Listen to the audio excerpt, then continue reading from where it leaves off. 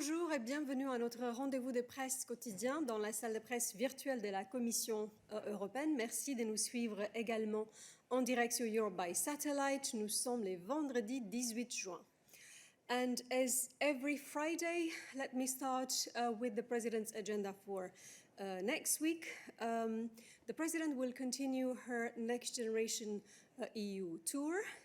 On Monday, she will travel to Vienna for a meeting with the Austrian Chancellor Sebastian Kurz. Later on Monday, the President will travel to Bratislava, where she will be received by Eduard Heger, the Prime Minister of the Slovak Republic. She will also meet Zuzana Čaputová, the President of the Slovak Republic, as well as Mr. Boris Kolar, the Speaker of the National Council. In both countries, the President will visit projects that are funded or that will be funded by our Recovery and Resilience Facility. These projects relate to science and the green transition in Slovakia and to quantum technology in Austria. For your planning, let me also confirm that we will organize technical briefings for you on the National Recovery and Resilience plans next week. So you can already mark in your calendar that on Monday at 10 o'clock in the morning, there will be technical briefings off the record on both the Austrian and the Slovak plans. On Tuesday, then, the President will be in Latvia, Germany, and Italy. And on Wednesday, the President will be in Belgium and in France. We will inform you about details of her program in these countries at the beginning of next week. On Wednesday afternoon, the President will also receive Antonio Guterres, the Secretary General of the United Nations, for a working lunch with the College of Commissioners. And on Thursday and Friday, the President will attend the European Council meeting. And now over to Stefan, who is going to connect to provide you some news regarding our EU for Health program. Stefan, are you there? Bonjour Dana, bonjour tout le monde. Dès aujourd'hui, le programme EU for Health financera des systèmes de santé plus modernes et plus robustes. Le premier plan de travail annuel de ce programme vient d'être adopté et prévoit 312 millions d'euros d'investissement dans plusieurs domaines, comme par exemple la préparation de la crise, la prévention de maladies, l'investissement dans les systèmes de soins, dans le personnel et dans la numérisation. Des projets financés auront pour but, par exemple, d'améliorer la surveillance sanitaire, de prévenir des pénuries de médicaments, d'optimiser la prévention, la détection, le diagnostic et le traitement du cancer et de jeter les bases de l'espace européen des données de la santé. Ce programme sera géré par la Commission européenne et par l'Agence européenne exécutive pour la santé et le numérique. Et comme d'habitude, vous allez trouver plus d'informations sur le Best Website in Town, notre Daily News. Merci. Merci beaucoup Stéphane aussi pour la publicité de vendredi. And now allow me to give the floor to Dan for some news on the conference on the future of Europe. Dan, are you there? Yep, I'm here, Dana. I hope you can see and I hope you can hear me. Indeed, so tomorrow, Saturday, the 19th of June, the inaugural plenary meeting of the Conference on the Future of Europe will be held in Strasbourg. It follows yesterday's very successful European Citizens event in Lisbon. Tomorrow's event will be an important milestone for the conference. Vice President Dubravka Šuica, one of the co-chairs of the executive board on the conference, will participate in the event, and there will be a number of other members of the College also present. Meetings, of course, can be followed live on EBS. And finally, we encourage everybody to take part in the conference and to share their ideas on the future of Europe. Thank you. Dan, the sound wasn't great, so if you missed something and if you want to learn more or to clarify, don't hesitate to go back to Dan. Et finalement, permettez-moi de vous rappeler que le ministre de l'économie et des finances s'est réuni aujourd'hui à Luxembourg. le vice-président exécutif Valdis Dombrovskis, ainsi que le commissaire Paolo Gentiloni, le commissaire Johannes Hahn et la commissaire McGuinness y représentent la Commission. Les ministres débattront de la relance économique en Europe, des questions relatives à la TVA et de l'état d'avancement de l'union bancaire. Ils auront également un échange de vues sur les services financiers et la viabilité budgétaire, ainsi que le semestre européen 2021. Le vice-président exécutif Dombrovskis participera à la conférence de presse à la fin des travaux qui est prévue vers 14h. Donc, merci de réserver vos questions sur les sujets concernés qui sont à l'agenda de ces conseils pour cette conférence de presse. Et avec ceci, je peux passer à vos questions. Donc, merci comme toujours de me signaler en levant votre main dans les systèmes si vous avez des questions pour nous aujourd'hui. And I see that Mose has his hand up. So, Mose, the first question is for you. Hello, Dana. Thank you very much for giving me the floor. Well, I have perhaps two brief questions, related questions, I suppose, to Stefan. About EU Health for Europe and so on. I mean, as you know, the EU COVID-19 certificate was adopted to sign this week, and then we heard that was a new list of third countries from where travels can take place into EU was also, let's say, approved, and that included, I think, also travelers from the United States. And it said, if I'm not wrong, vaccinated or not. We know that, of course, many people have been vaccinated in the United States, but there are also quite a lot of vaccine hesitance. Many parts of people are not vaccinated. So what does that mean in practice? Are member states supposed, let's say, to put travelers from the United States in quarantine if they come to them? That's the first question. Another question is related to the EU Commission communication this week, I think. The first assessment, preliminary assessment of the lessons learned during the pandemic. I just wonder what you think. It was not an independent evaluation, so how credible is that assessment in your view? That is my overall question also. Thank you. Thank you very much. Stefan, please go ahead, attempting to answer both questions, though there may be also elements for Adalbert in relation to the first one, but Stefan, go ahead. Thank you very much. Maybe I'll take the second first. On lessons learned, I think the lessons learned have been presented quite clearly by the Vice President Skinas in the beginning of the week. On the basis of 1 year and a half, I would say, management of the crisis, we have learned some very important lessons, 10 lessons that you find very well explained in this communication. These lessons have been learned on the basis, obviously, of our work with the member states, with the stakeholders, with the different agencies. We have on the one hand seen that we have made important steps forward, for instance, based on the fact that we invested a lot in coordination and cooperation. Cooperation has been the key for us for success, and I think this has been recognized widely by the member states. But at the same time, of course, there is no time for complacency, as the Vice President also said, and this is the reason why we tried to look at what we have done the last 10 months, 12 months, indeed with a critical eye, going through the different steps that have been taken and trying to see what we can learn from this. Obviously, this is a very important process in which we involve, in this thinking is we involve the member states, parliament, and so on. And I believe on the basis of this interesting reflection, important steps or important suggestions have been made that we believe will make us better prepared if a future pandemic were to appear. I think you have had the opportunity to look at these 10 lessons. These are 10 lessons which have very practical, concrete examples and suggest very concrete steps, and we hope that by taking these steps we'll be better placed to make our European Union better prepared, having better capacity in managing future pandemics. Thank you.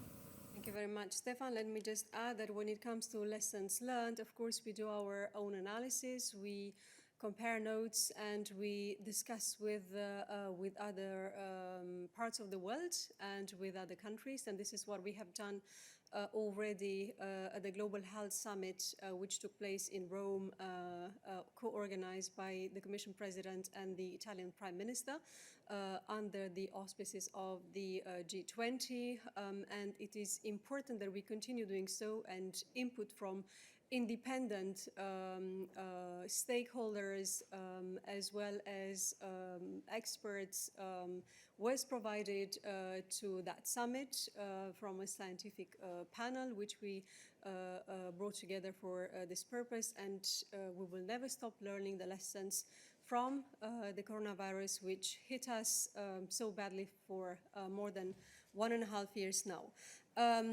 With your permission, Mose, I will keep the floor for colleagues who have additional questions for Stefan.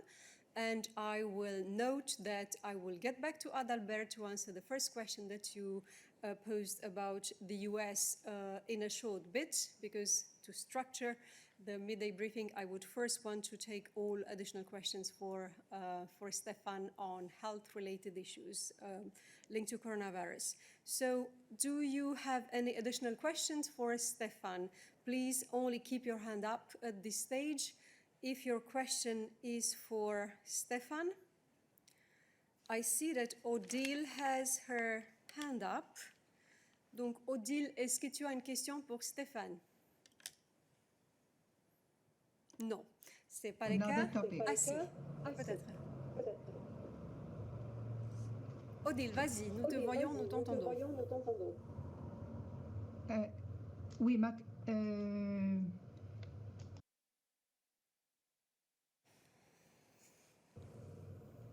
c'est sur un autre sujet, c'est bon? Pas bon, alors permets-moi de revenir vers toi un peu plus tard. Je vais prendre maintenant les questions qui sont au sujet aspect santé Covid pour Stéphane.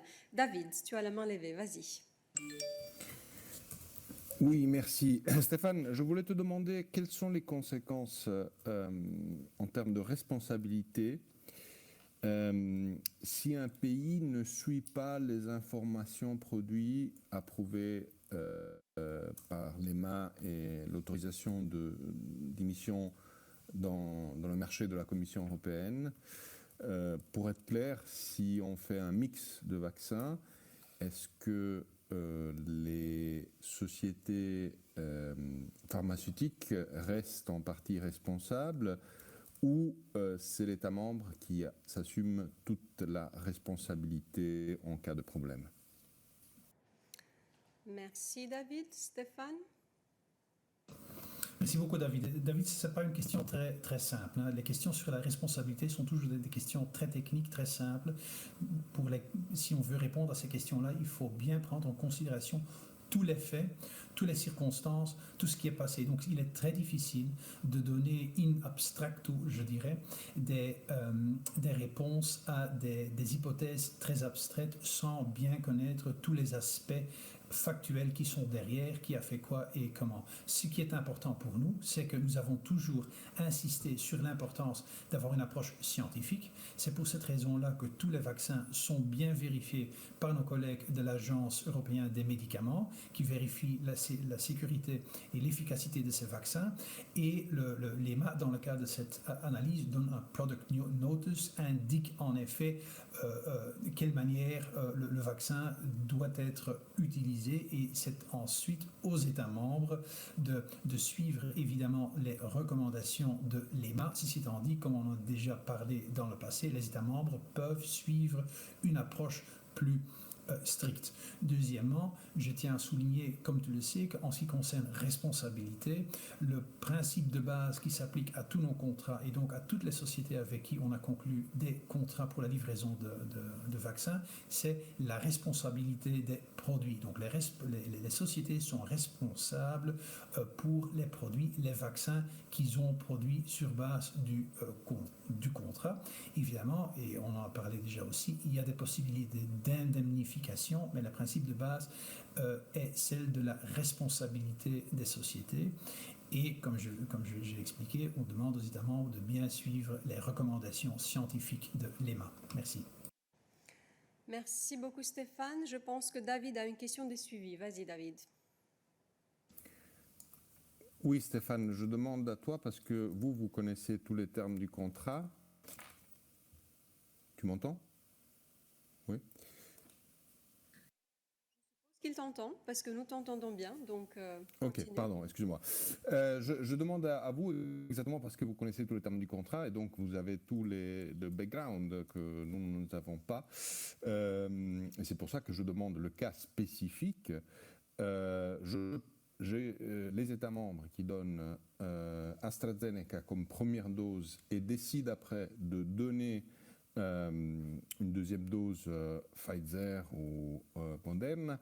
En cas de problème, est-ce que la responsabilité reste en charge des sociétés pharmaceutiques ou elles sont libérées parce que c'est pas ce qui est prévu par l'information produit et l'autorisation d'émission des marchés et la recommandation de l'EMA. Je crois que c'est assez simple comme question. Est-ce que la responsabilité reste comme elle est aujourd'hui ou ça change si on fait un mix de vaccins?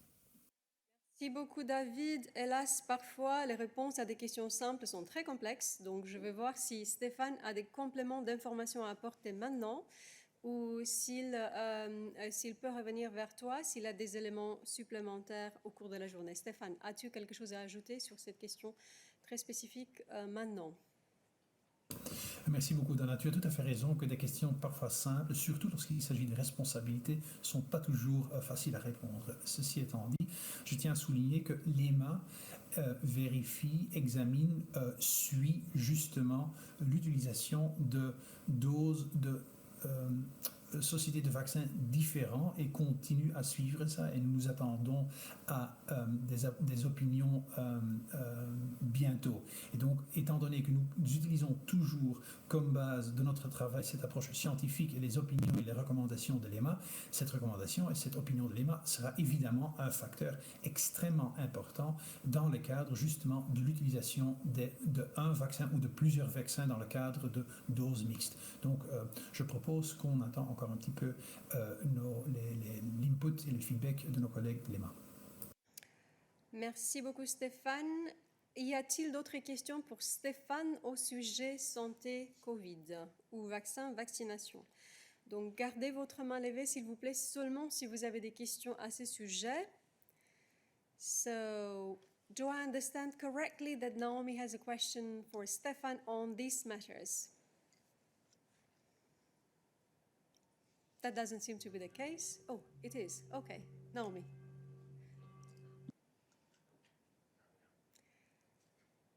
We lost Naomi, so I will try now with Matilda.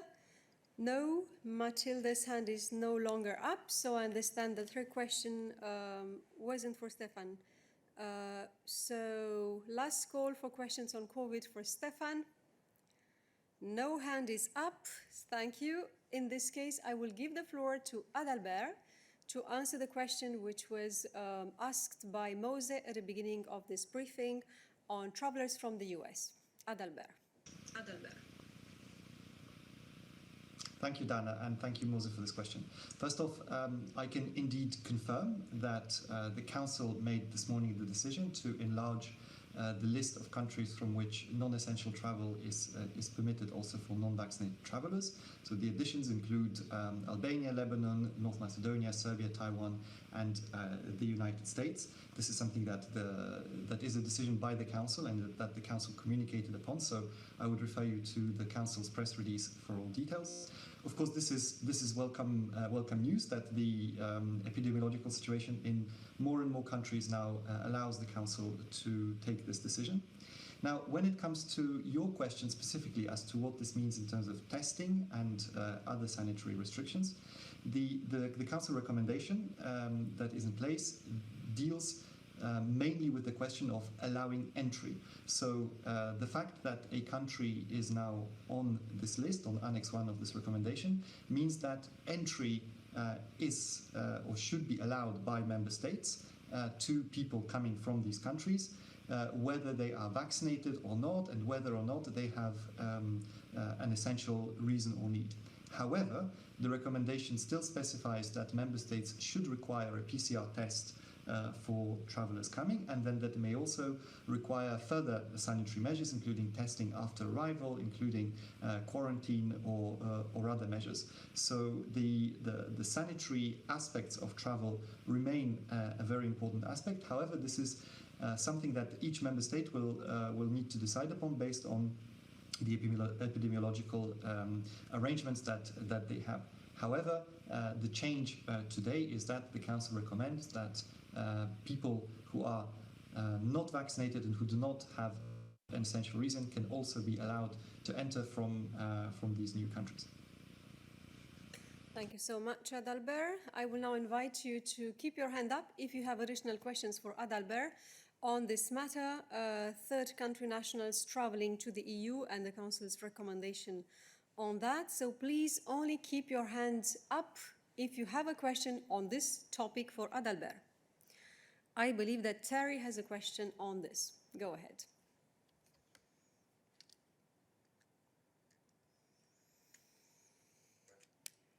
If you could press speak, we may be able to hear you. Again, sorry. Okay. Hi, Adalbert. Sorry about that.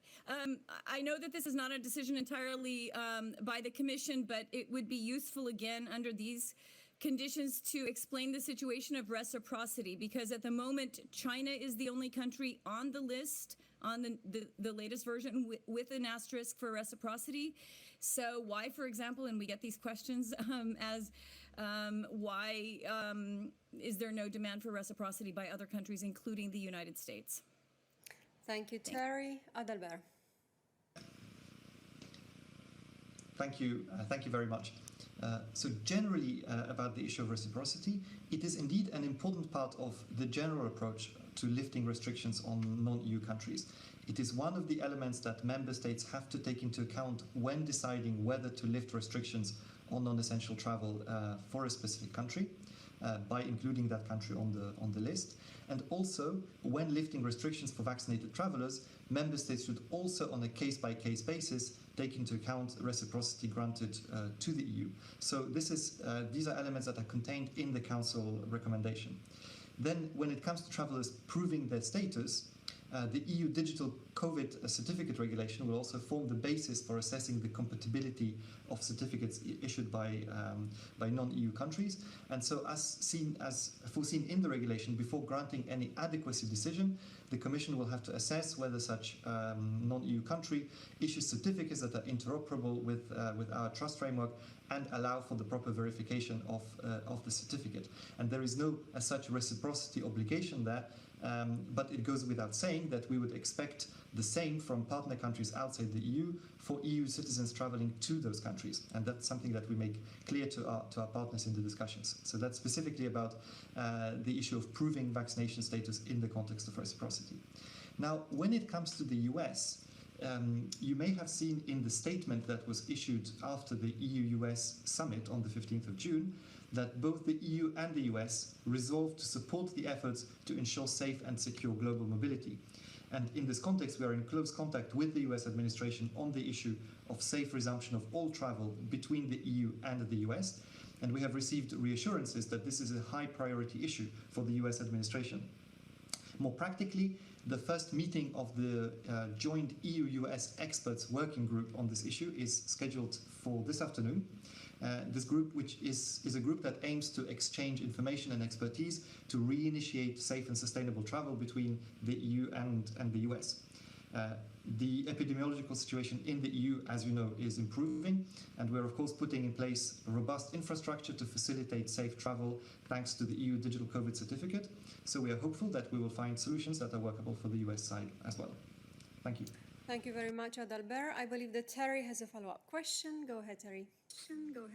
Yeah, just you didn't answer why China is different. So on that now, Adalbert. Thank you very much. This is something that you would need to take up with the Council, since it is the Council that takes the decisions as to the inclusion of countries on the list and the conditions that are attached to it. Very clear. Many thanks. I will now further invite you to keep your hand up if you have questions for Adalbert on this topic. That is not the case, so then I will get back to Odile, who already had the floor, but her question related to a different topic and I wasn't able to take it then. Odile, est-ce que tu es toujours là? Oui, excuse-moi Dana pour n'avoir pas baissé la main là tout à l'heure. Hein. Pardon pour Stéphane aussi. Bon, aujourd'hui, 18 juin, c'est la journée mondiale des réfugiés et des personnes déplacées. Nous venons de recevoir un rapport. 82,4 millions de gens déplacés, soit 4% de plus qu'en 2019 et le double des 40 millions en 2011, soit pratiquement bientôt 1% de l'humanité de déplacés. En dépit des appels à cesser le feu, les conflits continuent de chasser plus de gens hors de leur pays ou de leur maison. L'UNHCR exhorte les dirigeants mondiaux à redoubler d'efforts pour promouvoir la paix, la stabilité, la coopération, afin de stopper cette courbe ascendante qui devient insupportable. Et il se signale aussi que l'aide humanitaire ne suffit pas. Comment pensez-vous répondre à cet appel de UNHCR, d'autant plus que le secrétaire général des Nations Unies sera en visite ici la semaine prochaine. Ne pensez-vous pas que l'Union européenne devrait œuvrer aussi pour diminuer ou, si possible, arrêter les ventes d'armes qui alimentent tous ces conflits, qui provoquent tous ces déplacés, tous ces réfugiés, tous ces demandeurs d'asile? Merci. Merci beaucoup, Odile. Effectivement, je donnerai la parole à Adalbert pour répondre à cette question concernant le nombre des réfugiés. Adalbert, vas-y. Merci beaucoup Dana et merci Odile. Je ne pense pas que je pourrais vraiment me positionner par rapport à tous les différents aspects que tu soulèves dans ta question, qui concernent vraiment toutes les différentes raisons pour lesquelles il y a ce nombre très impressionnant de réfugiés dans le monde. Ce que je pourrais peut-être dire de manière générale est que, évidemment, nous accueillons très favorablement le travail du HCR, qui est essentiel pour protéger les réfugiés dans le monde, ainsi que le rapport qui a été publié aujourd'hui, qui montre, comme tu disais, qu'il y a actuellement 82,4 millions de réfugiés dans le monde. C'est par ailleurs une année importante cette année, puisque c'est le 70e anniversaire de la Convention de Genève sur les réfugiés. Et pour marquer cette occasion, ainsi que la Journée mondiale des réfugiés, la Commission, conjointement avec le haut représentant, a publié aujourd'hui une déclaration. Cette déclaration est disponible sur notre site web depuis quelques minutes, qui donne quelques éléments extrêmement utiles par rapport à la réponse de l'Union européenne à toute cette problématique extrêmement importante. Et je peux peut-être essayer de rappeler quelques éléments de cette déclaration, en particulier notre engagement en tant qu'Union européenne, mais aussi celui des États membres à la mise en œuvre intégrale de la Convention de Genève, la garantie qui existe dans le droit européen du droit fondamental à l'asile, ainsi que notre travail sur l'inclusion des réfugiés dans notre société, tout en rappelant que 86% des réfugiés dans le monde sont présents plutôt dans les pays en voie de développement. Et dans ce contexte, nous sommes engagés de manière très forte en faveur du soutien aux réfugiés ainsi qu'aux pays hôtes où ils se trouvent. Et nous avons toujours été parmi les premiers à réagir dans le contexte de la réponse internationale aux crises de la protection des réfugiés majeures.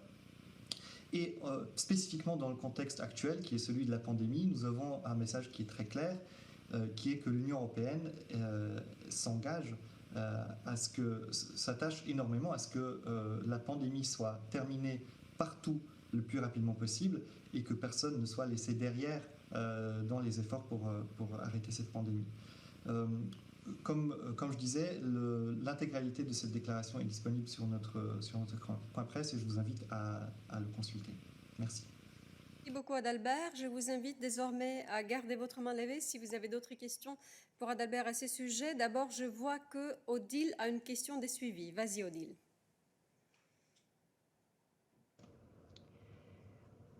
Oui, merci. Oui, je suis frappée dans ce rapport, effectivement, où on insiste beaucoup que l'humanitaire ne suffit pas. Et on n'est pas dans un monde parfait, ça c'est sûr. Mais quand on voit, par exemple, aussi sur les médias français ce matin, le ministre des Affaires étrangères français parler de toutes les milices qui sont au Sahel, qui sont et tous les armes qui circulent dans tous ces pays qui en fait causent tous ces réfugiés, on se dit qu'il faudrait peut-être faire quelque chose de ce côté-là, du point de vue de la diminution des ventes d'armes, parce que nous vendons des armes aussi, et nous ne sommes pas les seuls, bien entendu. Mais je pense que c'est quand même très interpellant, après tout ce qui se passe en Syrie, en Afghanistan, au Sahel, au Sud-Soudan, au Myanmar, au Mozambique, etc. Est-ce qu'on ne doit pas reviser un peu notre copie? Merci. Merci beaucoup Odile. La question est complexe et dépasse en fait ce que Adalbert pourrait-il dire d'une perspective purement liée à notre soutien pour les réfugiés. Tu parles là des choses très complexes et très larges qui se réfèrent en fait aux causes des conflits et aux facteurs en fait qui déterminent des personnes du monde entier de prendre la fuite pour chercher la protection ailleurs. Et je pense que nous allons pouvoir t'offrir peut-être différemment des éléments de réponse à cette question qui touche pratiquement à tout ce que nous faisons à travers notre politique étrangère, coopération avec des pays tiers, tout ce que nous faisons en ce qui concerne la coopération pour le changement climatique, parce que n'oublions pas, si ce n'est pas encore le cas à grande échelle, le climat et les changements climatiques pourraient être une des causes très importantes qui pousserait des personnes à prendre la fuite dans l'avenir à cause des conséquences sur leur habitat. Donc c'est une question très complexe qui nécessite des réponses de la part de beaucoup de nos collègues qui travaillent sur ces politiques. Et je me permets d'inviter Nabila de revenir vers toi bilatéralement pour t'apporter des compléments à cette question, pour éviter en fait qu'il y ait plusieurs porte-paroles qui doivent monter sur scène pour des angles différents. Je comprends maintenant que David a une autre question pour Adalbert sur la migration. David, vas-y. Merci. Adalbert, il y a 2 jours, l'Organisation pour la migration et le Haut Commissariat pour les réfugiés ont publié un communiqué sur 270 migrants et réfugiés, justement, qui ont été sauvés au début par la Vos Triton au large de la Libye, et après la garde-côte libyenne les a pris en charge. Vos Triton a un drapeau de Gibraltar, mais c'est un navire d'une société italienne. Est-ce que vous qualifiez ça comme un refoulement? Merci David. Adalbert. Merci beaucoup David pour cette question importante. Je crains que je ne sois pas en mesure de te donner une réponse très claire, puisque la Commission n'a pas la possibilité de se prononcer sur des cas spécifiques, et en particulier pour ce qui est des cas de sauvetage en mer, et a fortiori lorsqu'ils ont lieu en dehors du champ d'application du droit de l'Union européenne. Nous ne pouvons pas donner d'éléments précis, puisque ce n'est pas dans notre mandat du point de vue légal. Ceci dit, si cela était utile, je pourrais peut-être regarder avec les collègues si nous avons d'autres éléments factuels que nous pourrions mettre à ta disposition, en vérifiant en particulier avec Frontex s'il y a des informations que l'agence pourrait nous communiquer. Merci. Merci beaucoup Adalbert. Je vous invite de garder votre main levée si vous avez d'autres questions pour Adalbert au sujet de la migration. À ce stade, cela n'est pas le cas, donc j'ouvre maintenant à d'autres sujets de discussion. So please raise your hand if you have other questions for us today on other matters. Yes, I see that Matilda has a question. Matilda, go ahead.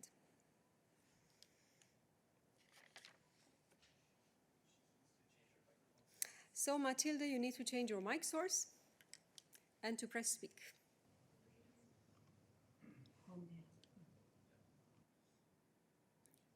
I think you are there, so you just need to speak. Let's give it a try. Can you hear me? Yes, we can. Go ahead, Matilda. Great. Thank you. Sorry for that. Okay. So yeah, I have a question on car industry and emission reduction. According to media reports, the EU Commission is planning to advance a more concrete date to ban the sale of combustion engines, so diesel and petrol cars, earlier than initially foreseen. Do you have any reaction on that? Would you have some more concrete details? Thank you very much, Matilda. As you would expect, we would be completely unable and not ready to provide any details about proposals which haven't been made yet and which are under development. But Tim perhaps can add a few words about the general framework. Yeah, thanks, Dana. As you say, I mean, we're not going to prejudge the ongoing discussions. I think, Matilda, as you know, we have a package of proposals coming scheduled for the 14th of July, the Fit for 55 package, which is about adapting our climate and energy legislation to meet the ambitious climate targets which the EU has set for 2030 and 2050. But let me give you a bit of context. I mean, transport has a key role to play in the Green Deal. Transport accounts for around a quarter of the EU's total greenhouse gas emissions, and contrary to other sectors, emissions have increased over recent years. By 2050, emissions from transport need to decrease by 90%, and that will mean that almost all cars on EU roads will have to be zero emission by this date. So the Commission has already announced that we will revise the CO2 emission performance standards legislation for cars as part of our July proposals. You know, this is legislation which is already in place, and we've already seen some of the impact of that. The European automotive industry is already investing in the transition towards cleaner fuels, and that transition will only accelerate, we expect, in the next decade. I mean, in 2020, we already saw a surge in the uptake of battery electric and plug-in hybrid vehicles across the EU, 17% of the market for new vehicles in the last quarter of last year. So 1 million new electrically chargeable vehicles were registered in 2020. So just to give you a bit of context on the market, it's clear that in parallel to incentivizing that market, we also need to encourage the rollout of the necessary charging infrastructure. And that's one of the other proposals which will be part of the Fit for 55 package. And the Commission will support the deployment of public recharging and refueling points as part of those proposals. So I think, I mean, that's the broader context, as Dana says, without prejudging in any way what the Commission's proposals might be. But of course, as for all of our proposals in this field, the transition will be the transition to a greener and smarter and a more resilient mobility and energy system should leave nobody behind. Mobility must remain available and affordable for everybody, connecting rural and remote regions. And of course, offering good social conditions to workers in the industry and providing attractive jobs in Europe.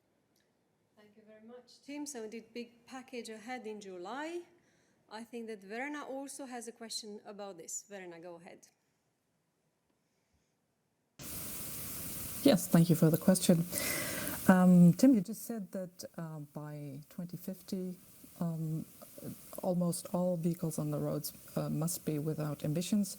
The question is that possible if you allow combustion engines with emissions or new combustion engine vehicles to be sold after 2035? Because these vehicles are going to be on the road for a long time, and if you want them emissions-free, you have to stop allowing the sale of non-emissions-free cars at some point. Therefore, the question is, does it make sense to have new cars sold in Europe after 2035 if they're not emission-free? Thank you. Thank you, Verena. Indeed, that's another question which pertains to or would somehow prejudge the assessments which we are currently undertaking before making the proposal. So I won't believe that Tim can give you many answers today, but let's see if there is anything we can say. Yeah, as Dana says, we're getting a little bit there into the territory of prejudging proposals. As you say, I mean, the new car market is one thing, and cars staying on the roads is another. As I think I said, and has been said by others, you know, this transition needs to start already. This transition is underway, and that's why our proposals need to take into account the new car market, but also the broader question of fuels for cars. And as you know, there's a very broad package of proposals coming, which will address some of those topics as well.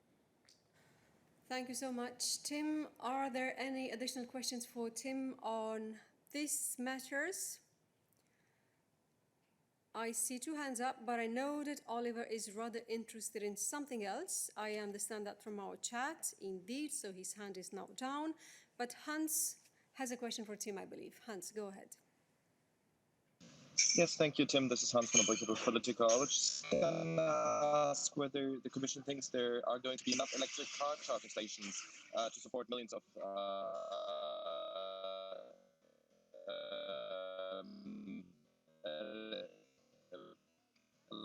I am sorry to interrupt you, but your sound... being charged, well, I'm really sorry, Hans. Your sound is not up to task and we cannot understand your question. I believe that your reception is not good. We lost you completely now. So Tim will try to call you to get back bilaterally to understand your question and to provide an answer. Are there any other questions for Tim at this stage? That's not the case. Thank you, Tim. Now, finally, Oliver, you were patient, you waited for a long time, sorry, so go ahead. Hi, thank you. Can you remind us of the procedural timeline for the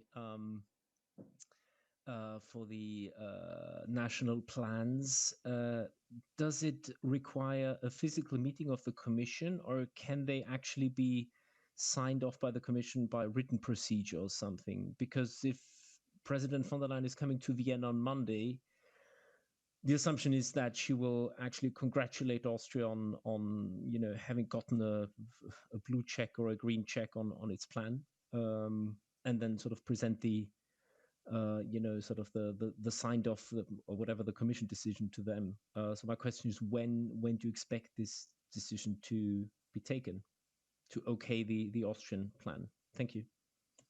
Thank you very much for the question, Oliver. So far, the decisions on the approval of the National Recovery and Resilience Plans were done in written procedure. So this has been the case for all the plans adopted so far, and this is the plan for the rest of the plans. So we are at such a stage of advancement with the finalization of our assessment on Austria that we can indeed hope to have the Austrian decision adopted on Monday, indeed, in written procedure. Are there any additional questions on this, on national recovery and resilience plans? I think that Mathieu has a question on that. Mathieu, vas-y. Oui, bonjour. Une question sur ces recommandations d'adoption. Est-ce que tu peux dire si tous les plans, enfin les 5 de cette semaine notamment, ont été discutés un par un au niveau du collège, où l'approbation finalement s'est faite à un niveau inférieur? Et j'ai peut-être raté quelque chose, mais tu as annoncé 2 déplacements la semaine prochaine. Est-ce que c'est les seuls ou est-ce qu'il y en aura d'autres de prévus? Merci beaucoup. Alors, en ce qui concerne la procédure, comme je viens de dire en réponse à la question d'Oliver, Nos décisions sont adoptées par procédure écrite. Comme tu sais, nous avons plusieurs catégories de modalités d'adopter des décisions, ou bien procédure orale, donc en séance du collège, les mercredis ou bien les mardis pour certaines semaines, ou bien par procédure écrite. Une grande partie de nos décisions sont adoptées en procédure écrite, et c'est effectivement le cas pour les procédures concernant les plans nationaux sous les RRF. Donc, en ce qui concerne la semaine prochaine, j'ai mentionné plusieurs pays que la présidente visitera. Donc, j'ai bien mentionné qu'elle visitera l'Autriche et la Slovaquie lundi, et qu'elle visitera la Lettonie, l'Allemagne et l'Italie mardi, et qu'elle visitera la Belgique et la France mercredi. Donc ça fait 7 pays, si j'ai bien compté. Voilà. Est-ce qu'il y a d'autres questions à ce sujet? Ce n'est pas le cas. Est-ce que vous avez d'autres questions pour nous aujourd'hui à d'autres sujets? Je pense que Paola Tama a levé sa main. Paola, vas-y.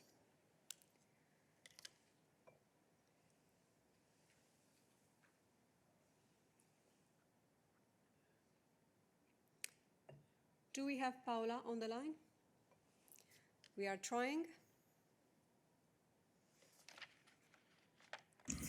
We are trying. I hear you. Paola, go ahead.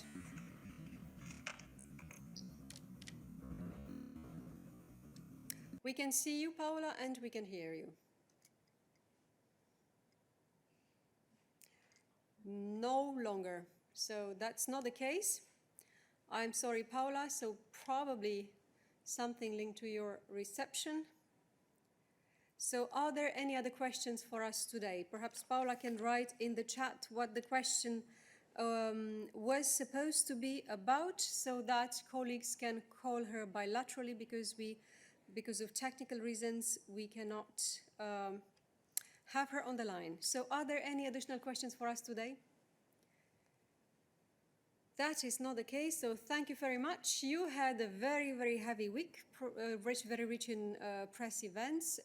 Next week will be busy as well. Thank you for your cooperation, for your attention. Have a very good afternoon and weekend, and see you on Monday.